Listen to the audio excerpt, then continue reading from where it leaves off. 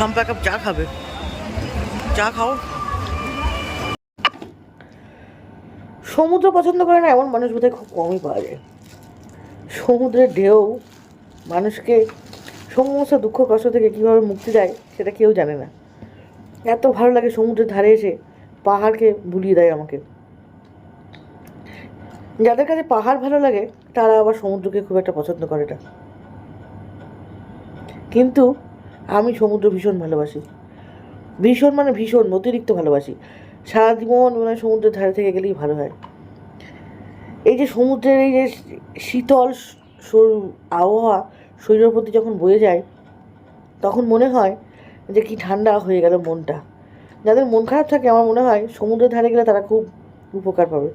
পাহাড়ে গেলে অতটা পাবে না, সমুদ্র তাকে সেই যে মানে দুঃখ কষ্টটা ভুলিয়ে দেওয়ার চেষ্টা করবে। অনেক কবি সাহিত্যিক এই কথা বলে গেছে, আমি কি বলবো। এই দেখুন বাচ্চাগুলো কীরকম আনন্দ নিচ্ছে, সমুদ্রের ধারে বসে কি সুন্দর মজা করছে। এদের দেখেই আমার বেশি ভালো লাগছে।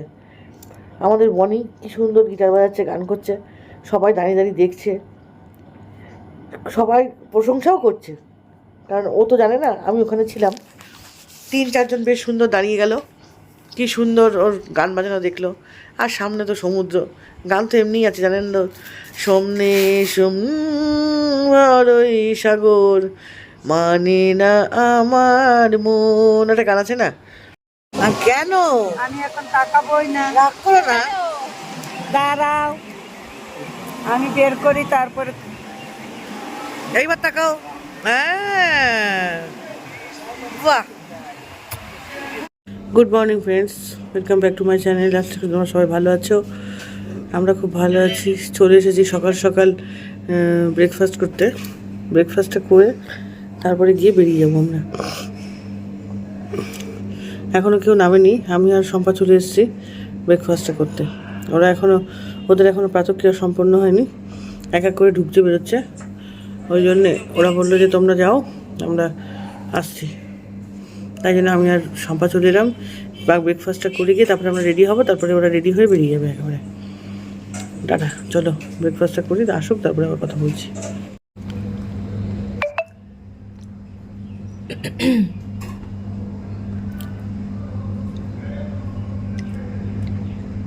বেশি করে আনো।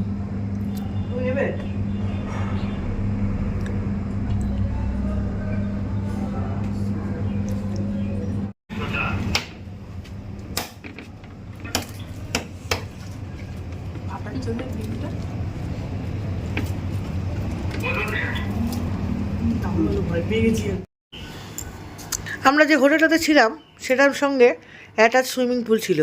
দেখুন বাচ্চাগুলো কীরকম আনন্দ করছে। ওই যে আমাদের রুম, সামনে দোতলাটা হচ্ছে ওই যে গামছা ঝুলছে দেখছেন, ওইটা হচ্ছে আমার রুম, মানে আমাদের রুম আর কি। কী আনন্দ করছে বাচ্চাগুলো, কী ভাল লাগছে দেখে আমার। কিন্তু আমি তো যেতে পারলাম না সুইমিং পুলে, যেহেতু পায়ে খুব ব্যথা। খুব মজা করেছে এরা, খুব মজা করেছে সত্যি। ওদের মজা দেখেই আমার খুব ভালো লেগেছে। এরকম আনন্দ অনেক দিনই করিনি। এই দেখুন, দেখেছেন কী মজা করছে। আজ প্রতিদিন এভরিডে দেখলাম সকালবেলা এই পুলটা পরিষ্কার করে, সমস্ত জল ইয়ে করে দিয়ে আবার তোমার নতুন জল দেয়। ওই জন্যে কোনো এবার হয়তো নিশ্চয়ই কোনো ওষুধও দেয়, দিয়ে পরিষ্কার টরিষ্কার করে। এই যে আমাদের তুয়া হেঁটে হেঁটে আসছে, আর ওই যে শম্পা আন্টি উঠেছে আমার মেয়ের ঘাড়ে, দেখেছেন? ওরে বাবা কি মজা ওদের। তুমি আমার বলে একটা ছবি তুলে দাও তো, তারপরে ছবি তুলে। দীঘা সফর আমাদের শেষ আজকের মতন। আমরা এখন গানটা বন্ধ কর। দীঘা সফর আমাদের মতন আজকের মতন শেষ এখানেই। আমরা এখন বাড়ি যাওয়ার জন্য রেডি হচ্ছি, সমস্ত গুছিয়ে নিয়েছি, সব এলোট পালট হয়েছিল, সব কিছু গোছানো কমপ্লিট। এইবার আমরা বেরিয়ে যাব, ওখানে চেক আউট করবো, করে একদম সোজা রানাঘাটের উদ্দেশ্যে। আর কোথাও দাঁড়ানো নেই, কিচ্ছু না। চলো আমরা বেরিয়ে যাই, অনেকটা বেলা হয়ে গেল, 5:30 বেজে গেছে। এবার রেডি হয়ে চলে যায়।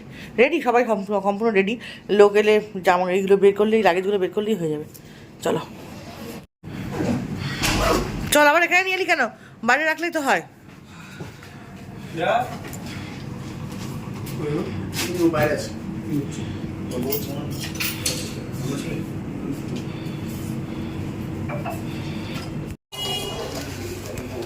হ্যাঁ বলো। হ্যাঁ না না বেরোই রে, কোনো সময় আছে। ম্যাডাম আর একটা 70 টাকা ম্যাডাম, হ্যাঁ একটা 70 টাকা ডিউ আছে, ওই 10 টাকা পার হেড ডেভেলপমেন্ট চার্জ যেটা। আচ্ছা আচ্ছা। এটা 116তে দুজনকে পাঠাবো, 116 আর 105 চেক আউট করবে, বাকিগুলো নিয়ে নিন।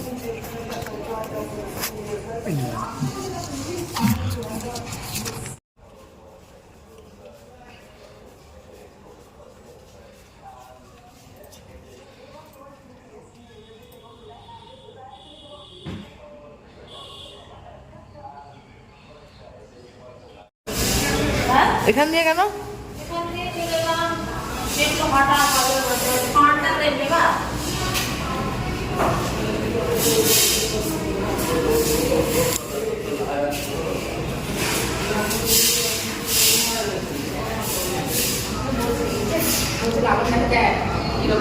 তাই করবো।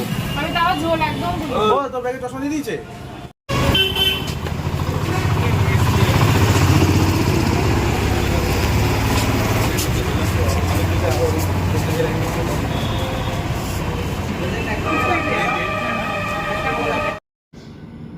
এই যে যে ভদ্রলোকের সাথে আমি কথা বলছি উনি হচ্ছেন এই হোটেলটার লিজ নেওয়া আছে। এবার ওনার থ্রুতেই আমরা এখানে এসেছি। আবার উনি হচ্ছেন আমার যে রানাঘাটে যে দোকান আছে সেই দোকানেরই নেওয়া হয়েছে, সেই দোকানের ওই ইয়েটার মানে ইয়ে দোকানের মার্কেটের ওই মালিক আর কি। তা খুব ভালো মানুষ উনি, বা ওনার এখানে আতিথ্যতাটাও খুব সুন্দর। বেশ ভালো লাগলো ওনার আতিথ্যতায় 3 দিন আমরা কাটিয়ে গেলাম, 2 দিন সত্যিই খুব ভালো লাগলো। গাড়ি চলে এসেছে, দেখে নাও।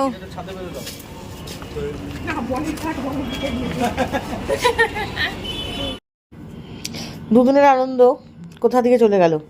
এই আমরা বাড়ি ফিরছি। দীঘার গেটটা খুব ভালো লাগে দেখতে, তাই জন্য আপনাদেরকেও একটুখানি দেখালাম, ছবি তুলে নিয়েছি। কি সুন্দর লাইটিং দিয়ে করেছে। ব্যাস, দীঘা স্বপ্ন আমাদের আজকের মতো এখানেই শেষ। তারপরে আমরা চলে এলাম কোলাঘাটে একটা হোটেলে। সেখানে নিরামিষ ওরা খেলো, কিছু রান্না করেছিল, যেমন আলু ভাজা, রুটি, আর ওদিকে হচ্ছে ভাত, ডাল আর আলু বাঁধাকপি আর ইয়ের তরকারি। আর এই যে এই হোটেলটাতে আমরা খেয়েছি, সরস্বতী হোটেল, এটা আমরা আমাদের ঠাকুরের দীক্ষিত। এখানে ঘরে দেখলাম ঠাকুরের একটা ছবি রাখা। যাক, ভালো হোটেলেই খেয়েছি। এই পাশের দোকানটা থেকে একটা চুইনগাম কিনে নিলাম, আর বেশ ভালোই কাটলো সারাটা দিন। এবার বাড়ি ফেরার পালা। আমরা বাড়ি ফিরছি। এখানেই আমি আজকে আপনাদেরকে টাটা জানিয়ে দিলাম। শুভরাত্রি, ভালো থাকবেন, সবাই সুস্থ থাকবেন। কাল আবার নতুন ব্লগ নিয়ে আমি আপনাদের সামনে হাজির হব। এই গাড়িতে উঠে গেছি, এইবার বাড়ি ফিরছি। ব্যাস।